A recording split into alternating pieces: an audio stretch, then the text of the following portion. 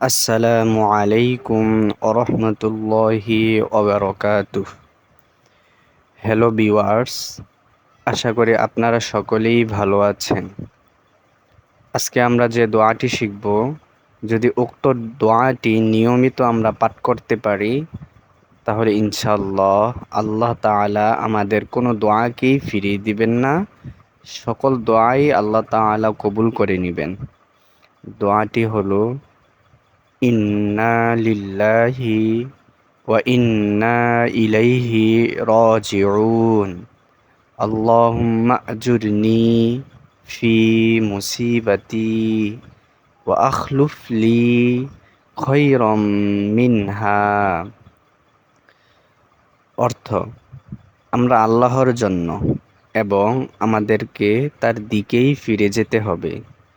হে আল্লাহ, এই বিপদে আমাকে সওয়াব দান করুন এবং যা আমি হারিয়েছি তার বদলে তার চেয়ে ভালো কিছু দান করুন। দোয়াটি সহিহ মুসলিম 918 নম্বর হাদিসে উল্লেখ রয়েছে। আসসালামু আলাইকুম ওরহমতুল্লাহি ওবারকাতুহ।